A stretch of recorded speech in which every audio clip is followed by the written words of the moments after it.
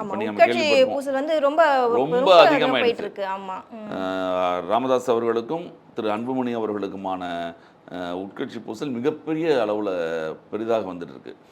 அதுக்கு என்ன காரணம் நம்ம சொன்ன மாதிரி தான் அவர்களுடைய பேரன் குடும்ப இருக்கார் இல்லையா, அவர் ஆமா. குடும்ப பிரச்சனை பேரன் இருக்க முகுந்தன் இருக்கார்ல, அவர் வன்னியர் சங்கம், அவர் வந்து இளைஞர் சங்கத்தில் பாமகவோட இளைஞர் சங்கத்தில் ஆக்கணும்னு கடும் எதிர்ப்பு ம், ம். அன்புமணி. அதோட நம்ம மேடையிலே பார்த்துருப்பீங்க, ஆமா. மேடையில் அன்றைய மேடையில் நடைபெற்றதிலே பார்த்துருப்பீங்க.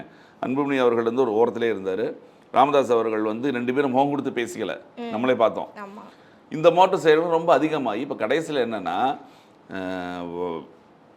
பாமகவோட இளைஞர் சங்க கூட்டத்தை நடத்துகிறாரு, மாவட்ட செயலாளர் கூட்டத்தை நடத்தினார் ராமதாஸ் அவர்கள். அதற்கு பல பேர் புறக்கணிச்சிட்டாங்க, வரல.